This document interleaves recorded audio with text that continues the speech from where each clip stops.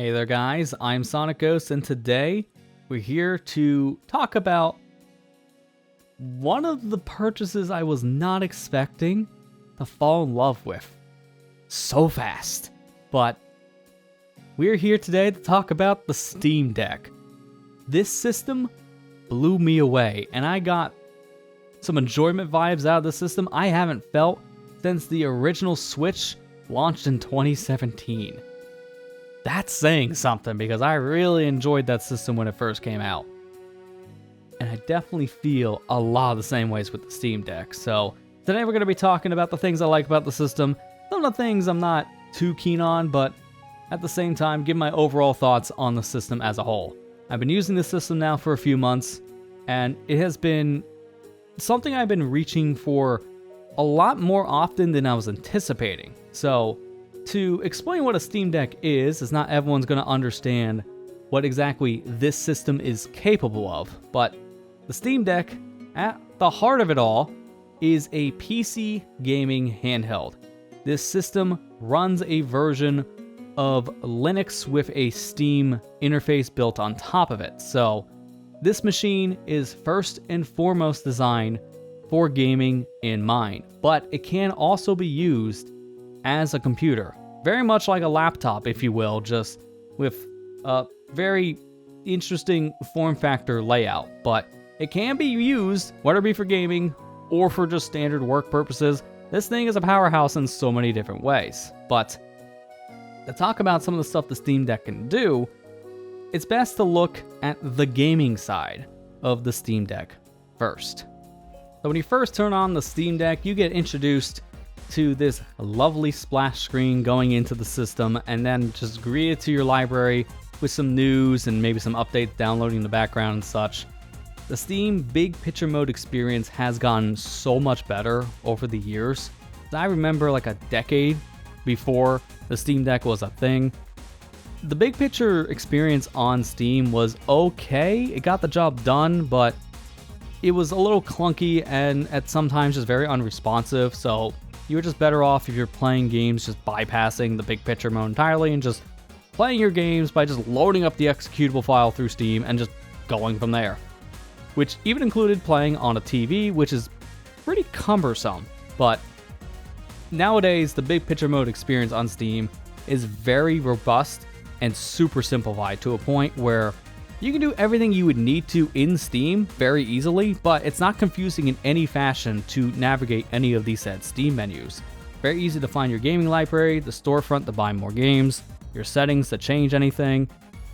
It's a very pleasant experience with so many different tweaks to it, but it's also not super confusing to navigate. And the Steam Deck itself is built on top of the Steam Big Picture Mode experience from the Steam client. As soon as you boot up the Steam Deck, it just goes straight into the said gaming mode. And right away, you can immediately jump into whatever game you want to play with no problems whatsoever. And again, very seamless experience. I've just picked up my Steam Deck and go within 5 seconds from waking it from sleep to going to play a game. And then I'm just playing a game, not having to think about tinkering any settings on the game or trying to make sure it loads up correctly on the right screen or anything like that. It's a very simple way of playing PC games, especially on the go, which is the big selling point for the Steam Deck. But you've been seeing a lot of direct capture footage from the system, but you may have noticed that the system doesn't really seem to have really any ports but just this one right here, which is a USB-C port. But this USB-C port has a lot of different functions built into it, one of them being display output. So you can hook up your Steam Deck to an HDMI output source using a dock of some kind, and from there you can use your Steam Deck like a home console at that point, as it will just output to your TV, and then you can control the system using a Bluetooth controller. And it doesn't really matter what Bluetooth controller in my experience, because I've used a wide variety of different controllers on my Steam Deck, whether it be, say, like your standard Xbox controller or a DualSense controller. Heck, I've even gotten to use a Switch Pro controller on the Steam Deck, and they've all worked with no problems whatsoever.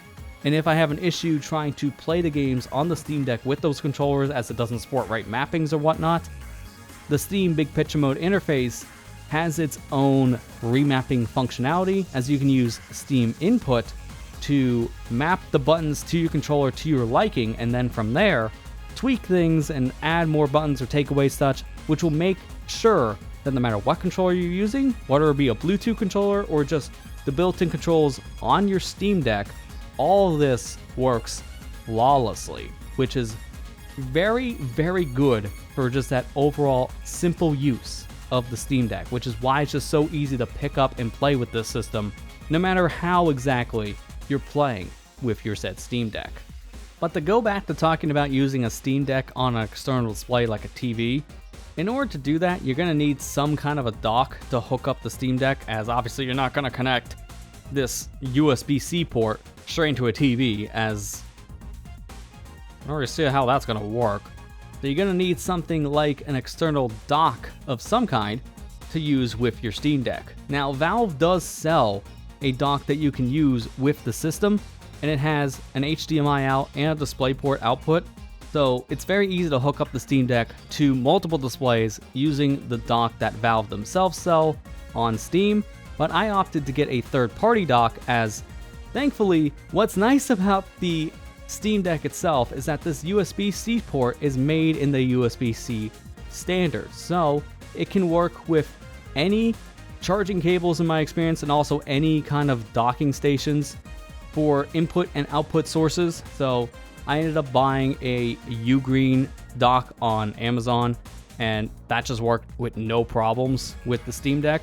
I also have a little USB-C to HDMI dongle that I bought for my original Switch back in like 2018 that also works with the Steam Deck, as I just plug that into the USB-C and then an HDMI to my TV, and then it just works no problems with that little dock. So you can even just get by using a simple USB-C to HDMI adapter with the Steam Deck, but I would still recommend getting a proper dock for your Steam Deck so you can not only connect the system to your television or a computer monitor or whatever display you want to use, but then also hook up other devices too, like a USB keyboard or mouse, have proper power in and out for the system so you can charge your Steam Deck while you're playing with the system. So getting a proper dock with the system, whether it be a third party or the first party one, is definitely recommended. But when you're docking the system, the Steam Deck can output at most at 4K at 60 frames per second. It can do higher frame rates with 120 FPS, for example, but you will have to nerf down your graphics output to 1440p or 1080p depending on your panel. It would also depend on the connection type you're using too, like with HDMI or DisplayPort. But in my experience, using the Steam Deck in 4K, you can do HDR on your television, which honestly doesn't really look that great in my experience. When you turn on HDR on the Steam Deck, you can't really tune HDR on the device itself when you're outputting to an external display. You can actually change some of the color values of your Steam Deck's screen, but when you have HDR turned on, some of these settings don't actually change any of the color outputs on your device. In my experience, using HDR on the Steam Deck hasn't really been that great of an experience, and since I only have the LCD model Steam Deck, I don't have a Steam Deck OLED, which the OLED screen does support HDR on the handheld side. I can only talk about my experience with HDR via TV output, via a dock. And the colors aren't really that great. HDR in gaming in general is still not that fine-tuned just yet. A lot of games still have very off color profiles. Not that many games fully support HDR, especially if you go in the backlog category of games from many, many years ago instead of playing today's latest AAA release. So I've noticed a lot of colors to be looking more washed out and highlights being blown out in general using HDR outputting from the Steam Deck, so I would recommend just keeping this setting off. I have heard that you are using the Steam Deck OLED. The HDR display on the OLED display does look pretty nice, and you have more settings to tweak with your OLED's screen output by comparison to the LCD when it comes to HDR in general. So in my experience, I would just leave HDR off if you're outputting your Steam Deck to a TV until more games are properly supporting HDR, because as of right now, the HDR experience, at least in my opinion, hasn't been that great. But the Steam Deck does support variable refresh rate as well. Now, while the panel itself on the Steam Deck is not variable refresh rate, whether you have the Steam Deck LCD like myself, where this is a 60 Hz refresh rate, or you get the Steam Deck OLED, which has a 90 Hz panel, so 90 frames per second.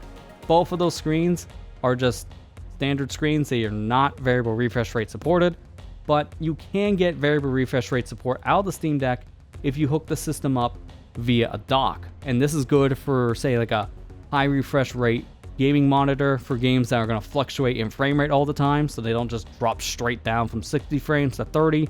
They can fluctuate from 60 to like 59, 48, all that, and then jump back up to 60 when they get back to that target frame rate.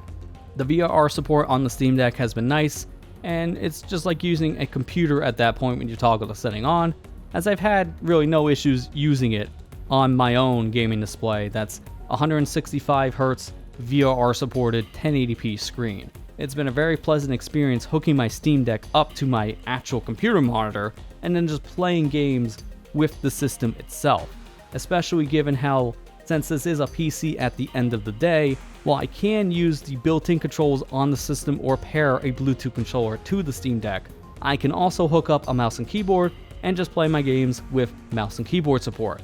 And every single game basically is going to work with mouse and keyboard on the Steam Deck when they're PC games. So it's been really nice to just play around with the Steam Deck with the dock and just play games, whether it be in like a full-on like gaming setup, like, you know, relax back at your couch with a controller in your hand, or just getting more serious up close and personal with a good quality gaming monitor and using those high frame rates, variable refresh, mouse and keyboard controls for those super fast-paced games. It's been a great experience no matter how I played the games when I'm docking my Steam Deck. And the Steam Deck itself, it targets 720p resolutions, as the built-in panel on the device itself is 1280 by 800. So it's a 16 by 10 panel, but it's essentially 720p when you really break it down.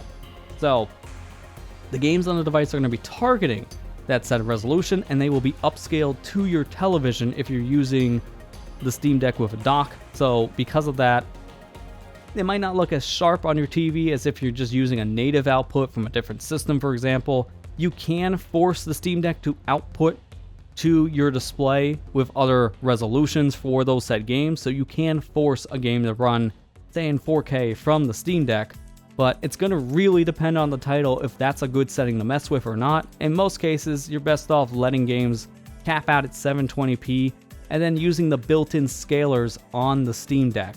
It has 3 different built-in scalers that do a pretty good job at upscaling content for whatever display you're using, whether it be the built-in display or an external one with dock.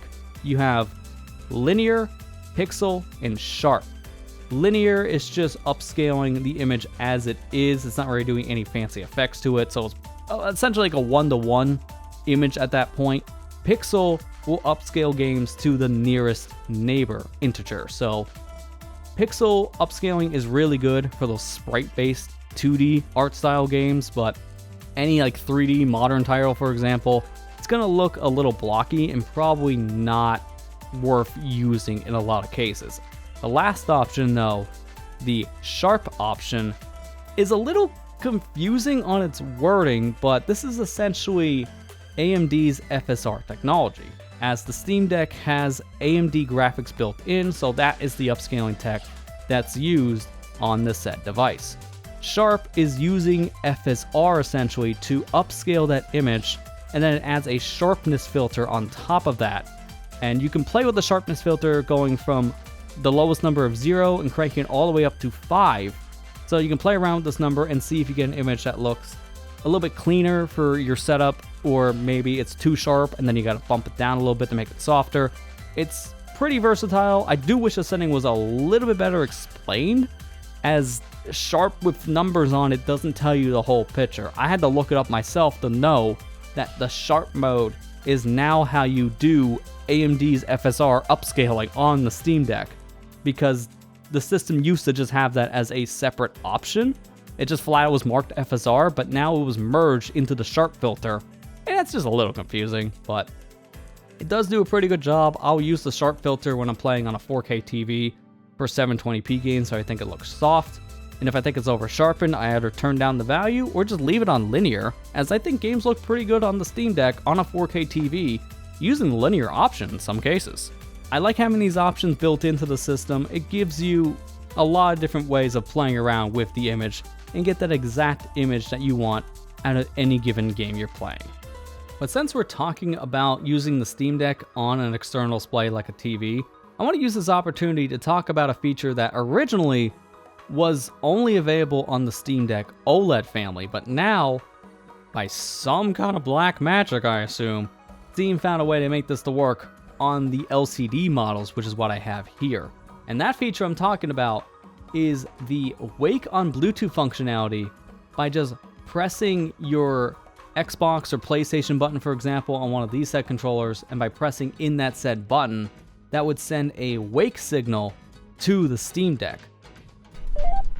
Originally, this only worked on the Steam Deck OLED, as the different Bluetooth chip they put into that said system, it worked better for this said technology in general, but Valve was able to find a way to backport that functionality to the Steam Deck LCD. So when you press the home button on your controller, it will just wake the Steam Deck from sleep, which is really cool. Unfortunately though, it's a little buggy on the Steam Deck LCD, at least at the time of filming this said review, as I've had issues with my LCD Steam Deck where it would just randomly wake up from nothing at that point. I didn't turn that on. The system was getting a Wake on Bluetooth signal from no Bluetooth device. I would go in, unpair every single device, including controllers, and it would still wake up. And this is apparently just a bug with this specific technology with the Steam Deck LCD. This is not that ideal because you could have moments when your Steam Deck can turn on in a bag, which you don't want that because then the system starts to run at that point in an enclosed space, which can suffocate and then burn the system out. So I ended up turning off my Bluetooth for a while because of this Wake on Bluetooth bug. But again, at the time of filming this said review, Steam actually pushed out an update to the Steam Decks themselves where it reverted the Wake on Bluetooth setting and just disabled it again for LCD Steam Decks. This supposedly is going to be fixed and come in a future update back to the LCD models, but until Valve can figure out the bug where it just randomly wakes from Bluetooth, even if there's no Bluetooth devices connected at all or paired to the system, for now the setting has to be disabled. But this is still a really useful setting when it works, and it most definitely works from what I hear for the OLED models. But either way, it's a really good setting to have because the Wake on Bluetooth is very convenient when you're using the Steam Deck essentially like a home console when it's docked onto a TV, because then you can just sit down far away and just press the home button on your controller, which wakes the system up, and then you're just right into playing your game instead of having to get up and press the power button on the Steam Deck to wake it from sleep. I hope that Valve does get this feature fixed for the LCD models, as I really did enjoy using it for the short time that I had access to that feature on the device. But once I learned how bad this bug can actually get, I ended up disabling it, so I can see also why Valve themselves disabled this functionality for the time being. I think we talked more than enough at this point about using the Steam Deck like a home console connected to a dock. So at this point, let's unhook that said system from the dock and take it with us and use it as it's intended, as a portable gaming system. And honestly, the first thing I noticed when I started to use the Steam Deck in my hands for the first time is just how comfortable this feels. The ergonomics on this device are really, really good. For starters, just the molding of the controller itself into your hands, it just grips very comfortably, really good for long periods of time. Your fingers can easily reach down to these extra R and L buttons on the back of the device, while also your fingers can rest on the shoulder buttons and the bumpers pretty easily up top. Your fingers sit comfortably on the face for the D-pad and also the joysticks as well. Very easy to go back and forth between the two different layouts. The track pads on the system feel very, very good to use. Very smooth, but with the haptic feedback built in, you can really feel when these said mouse pads are being used on the device, whether it be for scroll wheel or scrolling around with the actual cursor in a game or in desktop mode. These track pads just feel very, very solid. Not to mention, just all the buttons have a good feeling to them, nice responsiveness, good amount of clicks. This just feels like a super comfortable device that I can just hold in my hands for hours upon hours without feeling any kind of fatigue. I can't say the same about using, say, like a standard, like a Switch, like original Switch OLED here, or especially with the Switch 2 from Nintendo, because these systems do feel pretty comfortable, but they're not as ergonomic in the hand as they are essentially just tablets with controllers attached to the side. There's no real grip to these. You're having to rest your hands on the back of these said systems, and with something like the Switch 2 being more bulky compared to the Switch 1, this felt pretty good in your hands, but after a while, because of the smaller form factor, you might feel a little bit of wrist fatigue in some cases, but I never noticed the Switch 1 really being too much of a problem to hold. But using the Switch 2 with its bigger form factor and a little extra weight, I've had some extra hand fatigue using this system in my specific use case. So I'll play the Switch 2 for like maybe an hour or so, and then I have to put it down because it's a little too much for me after a certain amount of time, and I've never felt that once using my Steam Deck. It's the perfect mix between its heft and just the ergonomics of the body of the system. It's felt super comfortable to use for long periods of time, and that is super important for a handheld because these are meant to be used on the go in your hands, so the ergonomics are a pretty big deal, and the Steam Deck to me just gets it right. This is a very comfortable system. I want to go over a lot of the extra features that the Steam Deck itself has, and I'm talking about the LCD model here specifically. The real difference between the Steam Deck LCD and the OLED are some very minor things. The big one obviously being the screens, with a 60Hz panel to a 90Hz panel, LCD to OLED. The battery life is better on the OLED as well, but functionality, the Steam Decks are the same no matter if you get the LCD or the OLED. They have the exact same internal guts between the CPU, the RAM, the GPU, so you're playing essentially the same games between the two systems. Feature-wise, they are parity between each other, so whatever I talk about in this video about the Steam Deck LCD will mirror the Steam Deck OLED. But on the Steam Deck, you have yourself 4 programmable buttons on the underside of the controller, and you also have the trackpads as mentioned earlier. But one feature that the Steam Deck has that not that many people know about is gyro controls. And in order to activate it by default in a lot of games, you either hold your finger down on the right stick, you don't have to press it in, just hold your finger on top of it, or hold your finger on top of the right trackpad. By doing this, then you activate the gyro sensor on the Steam Deck, and then you just move the system around and it will work with those gyro controls, and it's actually pretty fluid. Gyro control in the system feels very responsive. Playing with gyro in a handheld setting is not the most comfortable. It's the same complaint I usually have with the Switch systems when I'm playing these out and about and trying to use gyro control in games like Splatoon. It's pretty hard to use gyro with a handheld, especially when you're, looking all over the screen and moving around with it. So I usually turn gyro off in handheld mode with a system like this, and that also does kind of extend to the Steam Deck as well. It's no complaint to the actual hardware itself for this, it's just more the form factor just not being the most comfortable for gyroscopic control, but it does work, and it works really well on the Steam Deck. And in some ways, it would be more accurate to use the gyro controls on this device compared to just using the joysticks built in for, say, like a first-person shooter, for example. One last thing to mention about the control scheme here on the Steam Deck specifically is this little button on the right side with these 3 little dots, because you may be wondering, what the heck is this button?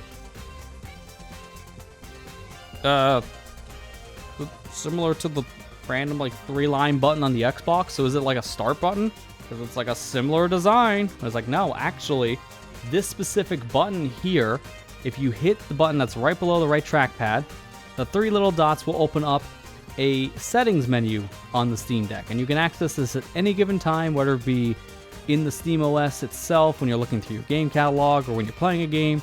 You just hit those three dots and you'll open up a sub-menu, and that has a lot of different options. This is where those scaling options I mentioned earlier during the TV section of using the Steam Deck are, but you can also access this obviously in handheld mode. You have graphic overlay settings, so you can see performance metrics on your Steam Deck from a bunch of different settings on the device. You also have the Bluetooth settings, your Wi-Fi settings, your airplane mode, and even a night mode toggle, which night mode on the system is, it's a game changer. I love being able to play with this system in night mode because I really just don't understand why we don't have this as an option on more handhelds at this point. To explain what night mode is, when you toggle this setting on, the screen dims down its blue light and turns on a warm filter essentially. So turning on this setting is going to reduce the amount of blue light that you're looking into at any given time with your eyes, which is actually really helpful for when you're playing something like a Steam Deck late at night in bed. Having this night mode setting on, it's not going to strain your eyes nearly as much, and it won't keep you awake at that point for longer compared to just looking at blue light, which is known for eye fatigue and also just keeping you awake longer because your body at that point, seeing all that light, is thinking it's still daytime and wants to stay awake. But turning off that blue light, or at least toning it down with your electronics, is a recommended thing to do when you're trying to wind down at the end of the day. So this night mode setting on the Steam Deck is a game changer. It has made playing games at night a lot more comfortable. By default, it can be a little bit aggressive on those warmer tones, but thankfully, you can adjust those settings in the actual settings menu on the Steam Deck to your liking. But just in general, having this kind of a toggle or even setting it on a schedule is really helpful, as I use all my portable devices on a night toggle once it gets to around like 10 p.m. Eastern time, so that by the point I'm starting to use these systems, or my phone for example, I'm able to reduce the blue light enough so I don't get eye fatigue and then just start winding down correctly during the day, and it doesn't keep me up at night. So having that setting on a handheld has been really helpful, and it's something I wish that the Switch family of systems can maybe get in a future update or something, because it's been super helpful to play with that kind of toggle on the Steam Deck. But since we're talking about the Steam Deck's built-in screen, I want to take this opportunity to talk about how the LCD Steam Deck model has been performing for me. And I'm going to be honest, this LCD panel is really good. It gets very bright, it has very vivid colors, and you can always adjust those colors in the options on your Steam Deck itself in the settings menu if you want to change the color profile to make things more vivid or have a more natural tone to any kind of the images that you're looking at on the said device.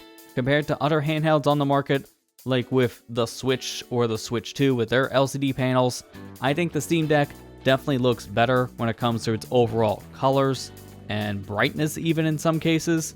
But the Steam Deck LCD, I should mention, it only goes up to 60 Hz compared to the Steam Deck OLED, which would be 90 Hz, and I have heard that the Steam Deck OLED has a better screen compared to the original LCD Steam Deck models, but in my experience, this LCD screen is more than enough for what most people are just wanting to use on a handheld like this. It gets the job done, very bright, very vivid, and I can also say the same thing about the speakers built in to the Steam Deck itself. The sound profile from these speakers on the Steam Deck is very good.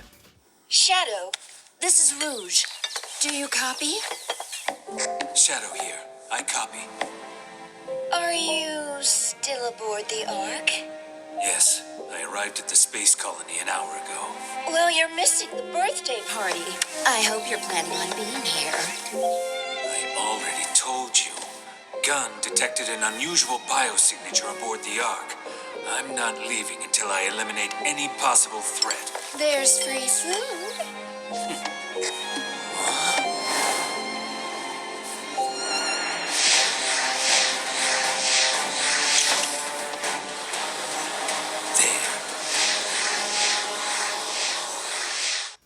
No matter what you're listening to, whether it be dialogue in a game, footsteps, music, no matter what you're pumping through the speakers on the Steam Deck, this device sounds really solid given how these are just small little speakers on a handheld device. I was not expecting the sound from the Steam Deck to be as high quality as it is, especially because if you compare the sound of the Steam Deck to something like a Switch 2,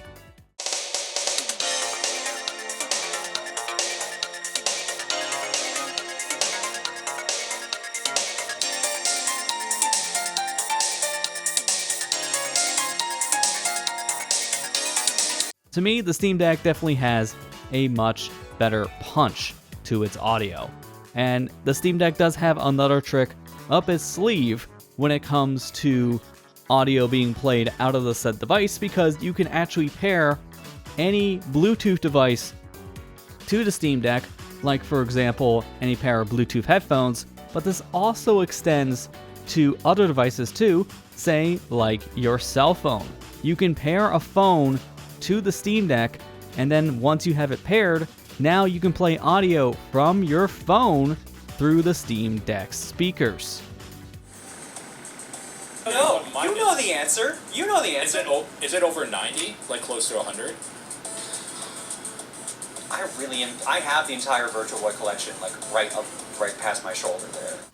This is a really, really cool feature that the Steam Deck has that not that many people talk about from what I experience, and this has been a game changer when it comes to listening to a podcast while playing a video game, or if you're listening to music in a game but you're not that keen on that said soundtrack, you want to listen to something else. You can mute the music in your game, and then you can play whatever songs that you'd want from your phone while paired to the Steam Deck and have a brand new soundtrack being played out of your system.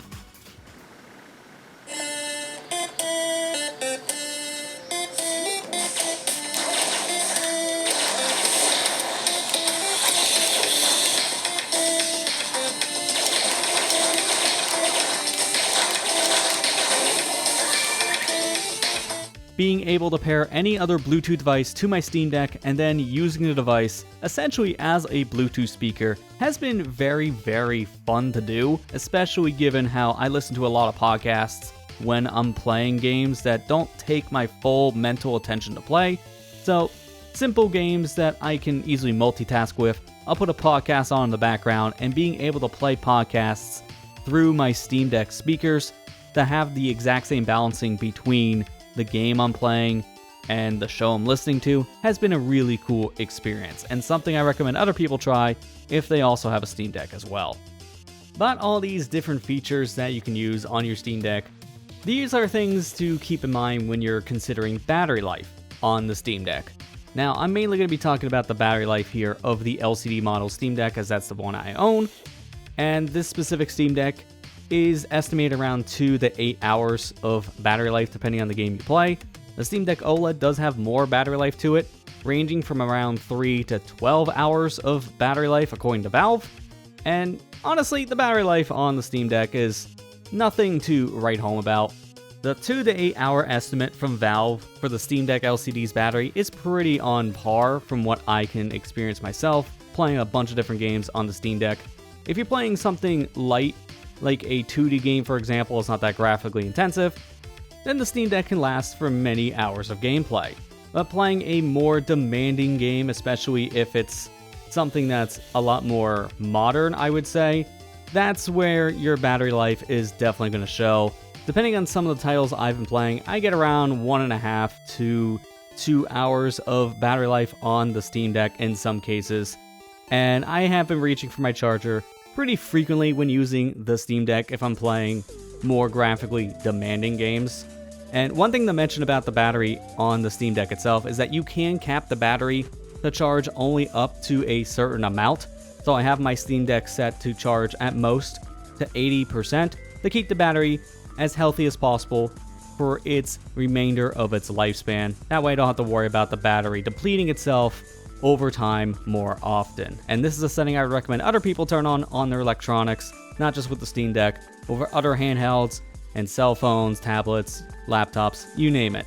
But to wrap up my thoughts about the battery life here on the Steam Deck, it gets the job done, nothing too special, and I would say springing for that OLED model of Steam Deck is probably the better idea if you want a system with a longer battery life to it.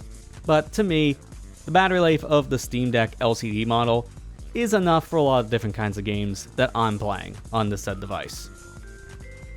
But I will say, using a Steam Deck has been a very pleasant experience, but you do have to temper your expectations to this kind of a system, because you have to remember that this is a handheld system first and foremost, designed for you to take your PC library with you on the go. Not to mention, this originally released in 2022. So at the time of this video being made, it's close to 4 years old at this point. So the Steam Deck is not designed to play your latest and greatest AAA games at the max settings. You're going to be playing games at 720p as a target resolution, maybe bumping it down a little bit more with that, and then upscaling with FSR later on with the Steam Deck. Maybe also capping your frame rate to 30 frames per second in some cases, or if you're getting 45 frames per second with the Steam Deck OLED. I've heard that's also a magic number to shoot for. But just in my experience, the kind of games that I've been playing on this device have been more lightweight games in general. A lot of indie titles, for example, like your Hollow Knights, Ware Cleaner, 20XX, stuff like that has been super easy to run on the Steam Deck. It's been a very pleasant experience, and pretty much any kind of game that I have interest in playing, it works great on here. And you look at the games that are the most played on Steam Deck, and you're gonna notice a lot of those kind of games are the easier to run titles, but they're more pick up and put down kind of games. So games like Balatro, for example, or Megabonk. These are the kind of games people are wanting to play on a gaming handheld like the Steam Deck, and they work great on a device like this.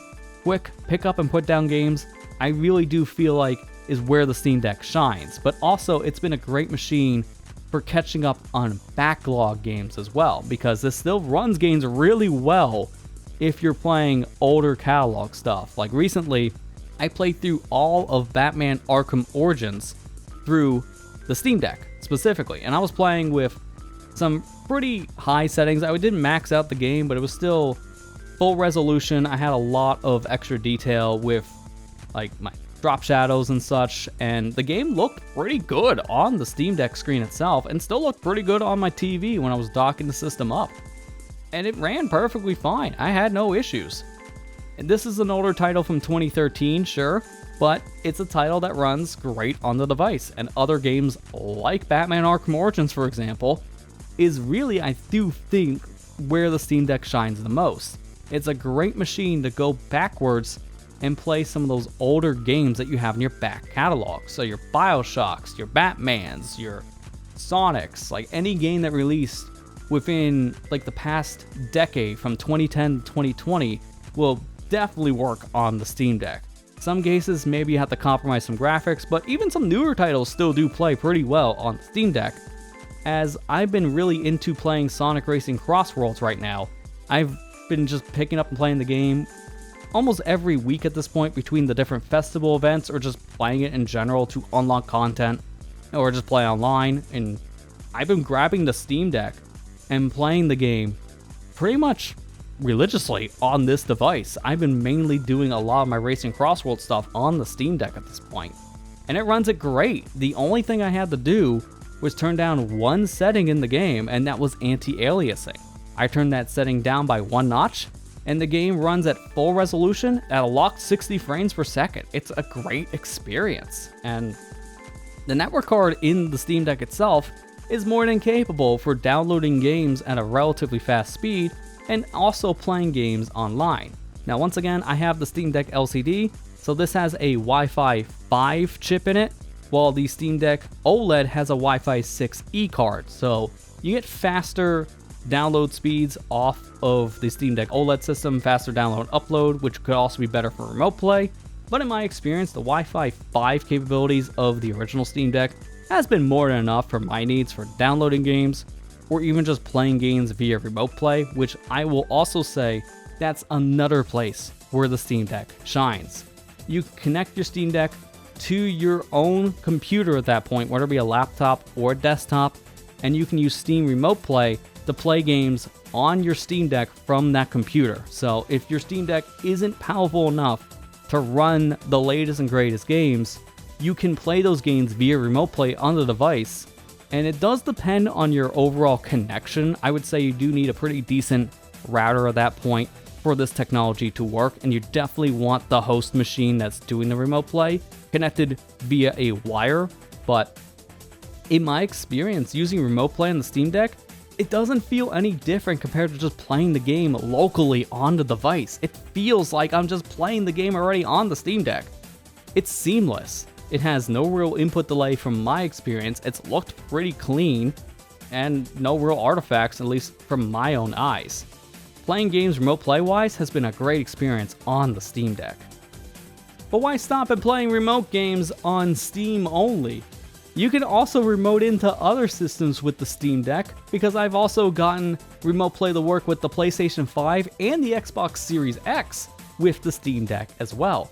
It does take some more finagling. You do have to use third-party options, and by no means is this video going to be a tutorial on how to get Remote Play working with the PlayStation or the Xbox systems on a Steam Deck, but just in general know that once you set up those specific Remote Play apps, the system works really well for those specific purposes too. I mean, in fact, I've gotten everything on the Steam Deck to work for the PlayStation 5 in terms of gimmicks, like with the gyroscope, the microphone, the touchscreen can work as the touch bar.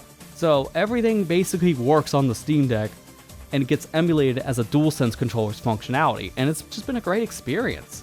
No matter what kind of game I'm playing, whether it could be Astrobot on my Steam Deck at that point, or maybe Perfect Dark off the Rare Replay collection on my Xbox Series, it has just worked on the Steam Deck once I got things up and running. And thankfully you can do that kind of stuff because since this is essentially just a PC at heart, there is a full desktop environment that you can go into on the Steam Deck, and then you can just use the Steam Deck like a computer. And this is where you would go if you want to configure third-party applications to work on your device, whether it be non-Steam based games from different launchers, like with Epic Games or GOG. Then you have to use something to say like the Heroic Games launcher, which will get those games to work on the Steam Deck. But then also you can use other programs on the Steam Deck as well, whether it be things like your standard web browsers or video players, such like that. So using the Steam Deck like a desktop is actually pretty simple and in a lot of ways very versatile. And in fact, it can do quite a lot of stuff. So one of the things that you're probably not going to be expecting is that this clip right here is being recorded on the Steam Deck itself. Don't believe me? Well, that's why we have a camera here. So you can actually see I'm recording in the Steam Deck itself right now, live. So I'm recording this entire segment, both audio and video right now on the Steam Deck itself. And if we look at my overall stats window, I'm dropping 0 frames. There are no drops at all. I'm recording in 4K 60, and it's actually very impressive that the Steam Deck can record like this on its own hardware because of that built-in encoding chip that's baked in to the graphics card. This allows you to do quite a lot when it comes to recording functionality, and it's also why the game recording functionality on the Steam Deck itself is just very lightweight on the SteamOS side for the big picture stuff. It can do the same thing as you're seeing with the OBS side. And because I can run OBS this well, yes, that does mean you can technically live stream from your Steam Deck. So this is a pretty cool option if you don't really have a computer to use and you just want to use something like the Steam Deck for some lightweight work like this. And I've done plenty of things on the Steam Deck just because of how versatile Linux is in general, because since this is just a full-on desktop machine, I've been able to do some pretty basic work on the device. I mean, if I really wanted to, I could load up a video editing software like DaVinci Resolve on the Steam Deck and do some video production stuff on it. I've done some basic web work like spreadsheets, Word documents. I've updated my YouTube videos on this device pretty easily, set up some live stream stuff as well. And it's it gets the job done for pretty much anything you ask for because of this just being a computer. You do have to remember that this is Linux at the end of the day, and specifically, it's a KDE desktop environment of Linux, KDE Plasma. So some apps may work on this device, some other programs may not work. Your mileage may vary, and you're definitely gonna have to look into the different devices that you use and the different pieces of software if it's gonna work in Linux. That's not just a Steam Deck exclusive issue, that is just something in general. For Linux, you do have to keep in mind, so definitely look into things if they work or don't work with Linux before you just jump straight into Linux as a daily driver. But for a lot of the work that I've needed to do, pretty much anything I can think of that I would need is capable on the desktop side on the Steam machine here itself. And it's nice that with the Steam Deck being a handheld with trackpads and a touchscreen, it's been very easy to use the device in handheld mode for the desktop side, moving around my cursor with the trackpad, pressing a keyboard shortcut to open up the virtual keyboard so I can type my stuff on the keyboard itself to do searches. So it's been a very versatile and very useful device in its desktop mode. And this is also where you go to add maybe some external softwares like emulators if you want to play emulated games on the Steam Deck, ranging from older Nintendo systems or the PlayStation 1 and 2 family, even more modern stuff nowadays like PlayStation 3 and Xbox 360. That emulation site's been getting better to a point where you can run that stuff on a handheld like the Steam Deck, and all that stuff you have to set up at first in the desktop side on the Steam Deck itself, but then you can add those applications into Steam itself as a non-Steam game, and then when you reboot into the gaming side of the Steam Deck, then you can go ahead and use those said programs just like any other game you would install from the Steam client itself, which makes things a very seamless experience once you move back from the desktop side into Steam's game mode on the Steam Deck. But let's go ahead and head back over into the gaming side of Steam Deck, which you can easily just do anytime you're on the desktop by just either clicking the return to gaming mode icon that's on the desktop or just logging out on the desktop itself from the start menu. That'll take you right back to the SteamOS big picture mode, and then you can play games on your Steam Deck once again, and also play those games that are non-Steam games that you added into the Steam client at that point from the SteamOS side, which is very convenient because that's how you're going to play a lot of games with the proper controller support and the different levels of Proton, which will emulate essentially a Windows application, so it can work on the Steam Deck essentially. It's just a translation layer Linux used to get Windows games to work on non-Windows devices. So it's a very good thing that the Steam Deck just works with all this stuff, and it's very easy to set up, as I've played plenty of non-Steam based games on the Steam Deck, and it works really well for so many different titles that I tested on this said device. I will say though, you can fill this thing up pretty fast depending on what kind of games you're playing and just how many games you're downloading at any given time. But thankfully, the system does support SD cards. You can get micro SD cards for the system pretty easily, and then you can just pop it into this bottom slot. So right here I have a 1 terabyte micro SD card. So the Steam Deck LCD model I have here has a total of 256 gigs with its solid state drive. So I can easily just upgrade that with an SD card.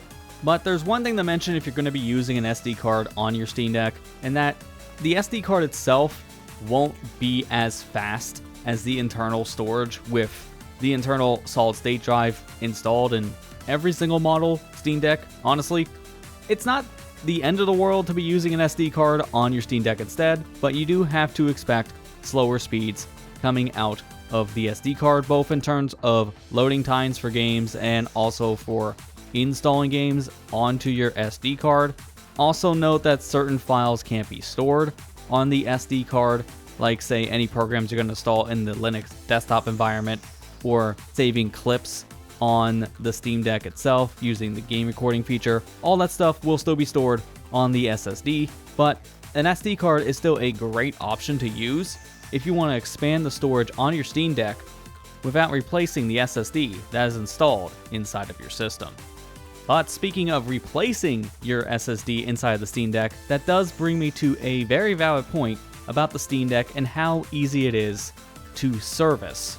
you can open up your Steam Deck, as this is a pretty easy system to open up and modify yourself, but also just to upgrade the internals. A lot of stuff about the Steam Deck is user serviceable, which is really, really good. In fact, Valve themselves partnered with iFixit to supply a lot of the replacement parts for the Steam Deck, and they have plenty of guides on their website about how you replace or tear down certain pieces of the said Steam Deck itself. So it's a really good source to use if you're needing to look up anything about the Steam Deck, especially if you're needing to do stuff like, say, open the system up to upgrade the solid state drive, as you can easily just do that and replace the 256 gigs, for example, that come with your Steam Deck LCD, and you can easily pop in, say, like a 1 terabyte SSD in its said slot, and then you're off to the races from there. It's super easy to do, although it's a little scary to open the system up at first, but once you're in, it's very easy to upgrade things, and you can pop out the joysticks. They're easily replaceable as well. You can tear down the whole system, get to the battery, need to replace that, or just open up to do a shell swap or replace the screen if the screen gets broken. This is a very, very easy system to service, which is great to see compared to options, say, like Nintendo with their Switch 2, which they just hid screws under this little red thing on the side. This red thing's a sticker. That's stupid. I can't open the system up if the fan fails, for example, or I just want to open it up to clean it or replace the battery, because this is a lithium-ion battery. Lithium batteries are known to fail after a few years, and you can't replace the battery in something like a Switch or a Switch 2 that easily. It takes a lot more effort to open these systems up, but there's just a few screws you need to undo in the back of the Steam Deck and just pop open the shell, and then you're inside the unit. Then from there, you can upgrade or replace components as needed, which is great if you're super into the DIY scene especially. One thing I didn't expect to like as much with my Steam Deck, and this normally feels like a throwaway item for a lot of different companies, but Valve went above and beyond by including a carrying case with every model of Steam Deck. Whether it be the LCD model or the OLEDs, you get a carrying case included with your purchase, and this is how they ship out the units to customers. And this carrying case is really high quality. You wouldn't expect a included item like a carrying case like this to be such high quality, but it's very rugged, very sturdy, so it's not going to damage your Steam Deck in any fashion if this device gets abused around, or things crush it in a bag, for example. And it also functions as well as a great way for protecting your system in general, and just very easy to transport around. But because of how the system itself is molded into the case itself, it's actually really good to put the Steam Deck itself in the carrying case like so, having the screen facing down and pointing in where the joysticks are molded. This is a great thing to do when you're working on the Steam Deck, as this will protect the screen for when it's moving around if you're trying to unscrew the back panel, for example. So this is a very, very useful case for multiple different reasons. And because of how sturdy it is, I find myself using this case quite a lot with my Steam Deck, especially if I'm going out and about. I'd rather put my handheld, like my Steam Deck, in a case in general to keep it protected. And just in general, this thing is so easy to transport around with its handle to carry, obviously, and then a strap here that you can use to attach to the back of a bag, like with a suitcase, for example. You can just slide this down under your handlebars, and then that will just attach to the back of your suitcase, essentially. It's just a very versatile case that normally is not a thing companies care to ever include. I've never gotten a handheld before with a case included, so for this to be so high quality puts other cases to shame. Like, I have a third-party case offering for my Switch 2 system. This is a Nex travel case, which it has the handle here to grab. It doesn't have any extra strap on it, but it does have some good protection to it, but not as good of protection as the Steam Deck's hard lid. This is just a much better design compared to this soft-ish hard lid, if that makes sense. And also, this does have more room for extra games and such, but because you're playing a fully digital library with the Steam Deck, this case doesn't need extra storage in it for anything else. Although it would be nice to have a slot to put maybe your charging brick. You could maybe finagle something in the back here, but I wouldn't really recommend putting any kind of like charging bricks into this little strap, as that'll easily fall out. So it's more designed to hang on the back of a bag than to store anything else. But other kind of third-party cases you can always buy that have like zippers, for example, to put cords in, or maybe like an extra like microfiber cloth, like in the case I have for this Switch carrying bag. But even this stuff, like, it feels good, but just doesn't feel as good as the Steam Deck carrying case. And don't even get me started on wherever the heck this thing is. This is an officially made product from Nintendo for the original Nintendo Switch. As you can see, the joysticks do stick out pretty bad, and this has no protection. It's just a leather sealed cover essentially over your Switch system.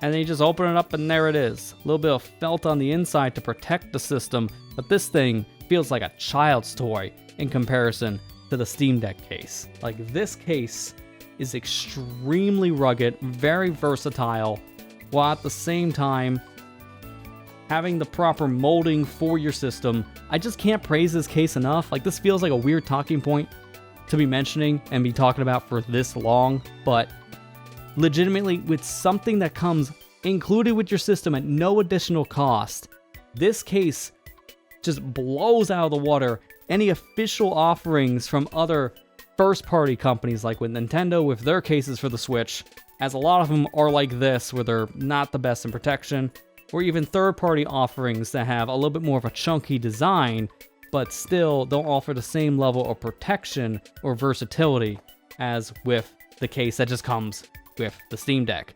Something I didn't really expect to like as much as I did, but ended up really loving after just using my Steam Deck quite a lot and taking with me to a lot of different places, because of just how good this device works for protecting your Steam Deck.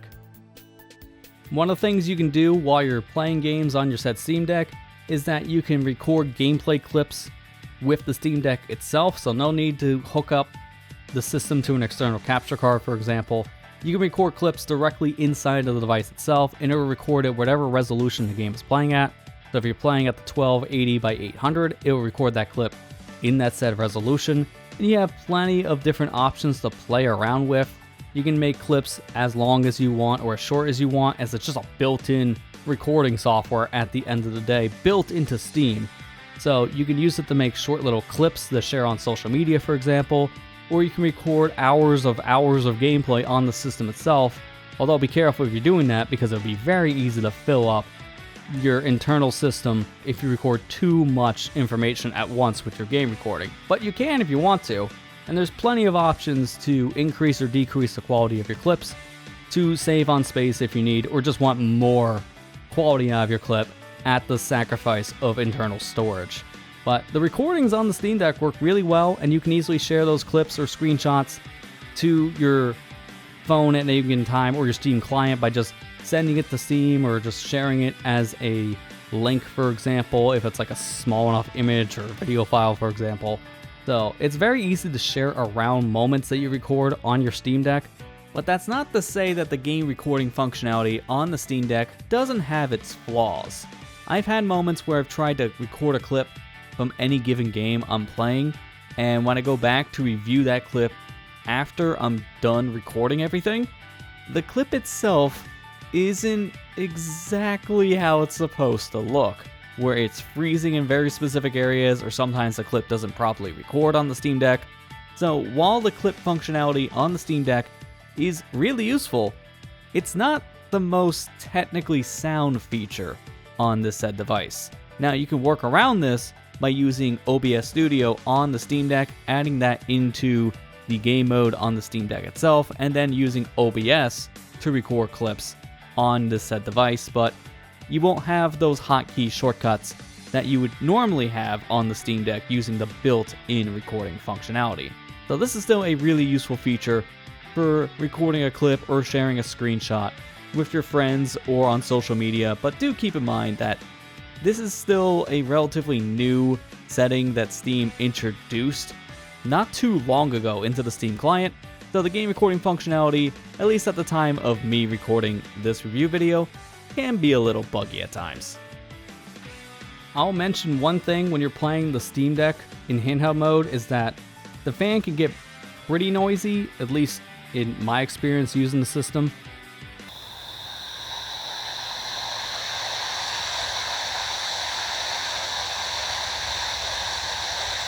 It's definitely going to depend on the game for how much of that fan noise you're really going to hear. And there is technically an option in the Steam OS side that allows you to change between two different fan profiles. One essentially is quieter than the other.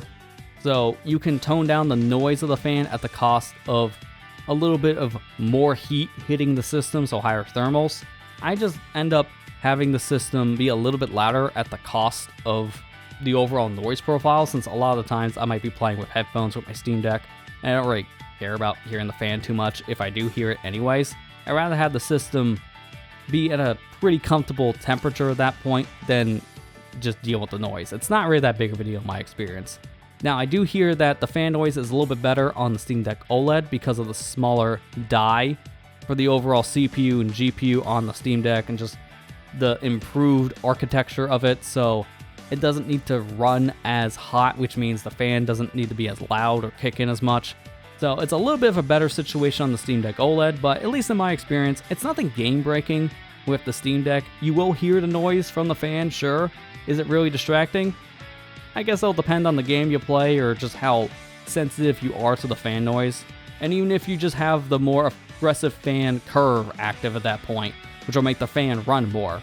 If you just have the optimized fan profile that Steam has by default when you just turn on the Steam Deck for the first time, it'll be a little quieter, but the system will run a little warmer. But in my experience, that's really not too big of an issue to have the noise. It's louder than the Switch, but not as like a jet engine from a laptop. Have you ever heard a laptop fan?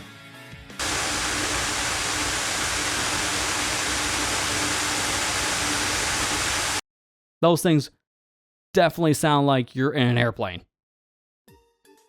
Overall, I've really enjoyed my time spent with the Steam Deck. I did not expect to get so much mileage out of this device as I have so far. I see myself reaching for this daily at this point.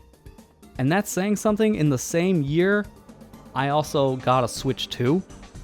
And I've been playing a good amount of Switch 2, especially when it first came out. But once I got my hands on a Steam Deck, I've been reaching for this more than my Switch 2 at this point. To me, it's definitely more because of the interest in the game library I have on my Steam Deck. I have years upon years of different games between my own Steam list and even just other game listings as well, like from Epic Games or GOG that I've been playing around with on the Steam Deck in general, catching up on my big backlog of games. The form factor of the Steam Deck has been super comfortable. It's been very easy to just pick up a game and put it down, wake the system from sleep, and just continue where I was playing. It's a very, very comfortable way of playing PC games, and I have found myself over the years playing less and less games on my PC because of the hassles of setting it up for gaming, whether it be just sitting down at my desk and going through all the rigmarole for getting the game set up and setting up all the different settings and getting the monitor situation figured out. And it's even worse if I'm going to play with a TV hooked up to a computer, because that's just a whole nightmare on setup. Even using the Steam Big Picture mode stuff, it still has a lot of weird issues, and a lot of it I do feel like comes down to Windows, specifically with PC gaming, just not really being the most user-friendly. But when I get things working, then I'm ready to play a game. But just those setups have discouraged me more and more over the years to play some of my PC games. But I've been finding myself playing a lot more of those set games that I've been wanting to play for so long on my Steam Deck, whether it be in handheld mode itself or connecting to a dock up on my TV. It's been a great experience no matter what kind of game I'm putting on the system. And even if I can't run the game because this is older hardware and it's starting to show its age, especially on a lot of newer releases, I can play those games more than capable enough on my main gaming PC, as I have pretty competent hardware here that can keep up with modern releases nowadays. And I can stream those games to my Steam Deck and play via remote play. And just with how responsive remote play has felt, I haven't noticed a difference. So I've been finding myself reaching for the Steam Deck for so many different kinds of games, and I've just been enjoying my time with this device so much. Now, I will say, in some ways, yes, I do wish I had a Steam Deck OLED because of that better screen, both in terms of it just being an OLED for, better colors and the high dynamic range support, the higher frame rate, not to mention it has a better battery life. But other than those specific things, there's no major difference between the LCD and the OLED Steam Decks. So it's not like I'm missing out not having the Steam Deck OLED. As much as I've been singing my praises about the Steam Deck LCD model, sadly, at the time of me making this review video for this specific model of Steam Deck, Valve has announced they are no longer making the LCD Steam Deck in particular. That big 20% off that the Steam Deck had for both the autumn sale and Black Friday in 2025 was the final hurrah for the Steam Deck LCD. Going forward, it looks like Valve is just going to be producing the OLED Steam Deck models with a 512 gig and a 1TB version of the handheld respectively. Now this is saddening because I can easily recommend a Steam Deck LCD because of its $400 price tag, or even going as low as $320 when it was on sale.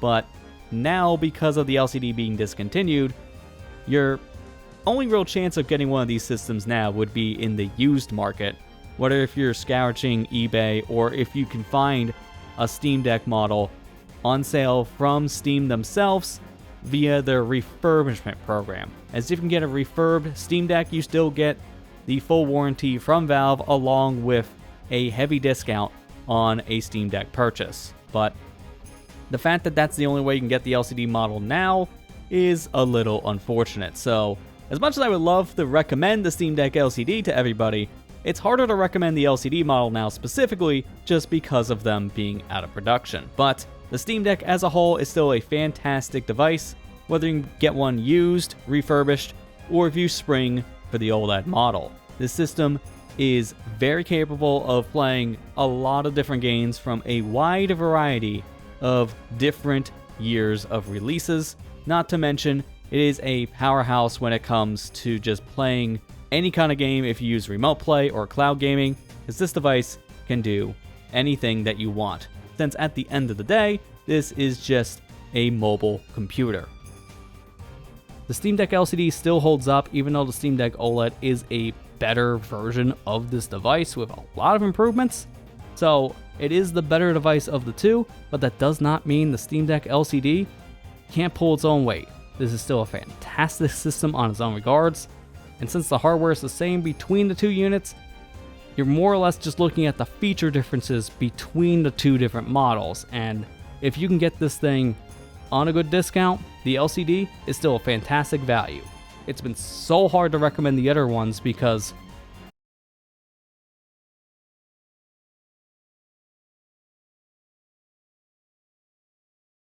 oh my god.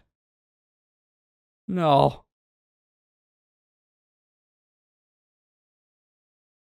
Let's buy a Steam Deck. Those prices? You can buy multiple Steam Decks for the price of one of these gaming handhelds. Don't do it. Yeah, this might be underpowered by comparison, but you're not getting that much of an improved experience for a lot of the other handhelds on the market with your ROG Allies, your Lenovo Legions and such, or Ioneos. You're better off still with the Steam Deck. It has a very passionate fan base to it that will get games running on this device no matter what. So, for the price, for its performance, for its functionality, the Steam Deck wins every day of the week for me. It's a fantastic device. No matter if you get the LCD or the OLED, they're both fantastic devices that if you are a big PC gamer, these are a must-have, especially if you want to take more of those games with you on the go. Because this system, it's been great. I can't stop playing it. I'm gonna go play it some more. I gotta end this video so I can play my Steam Deck more. Thank you guys for watching. I hope you enjoyed, and I'll see you guys next time.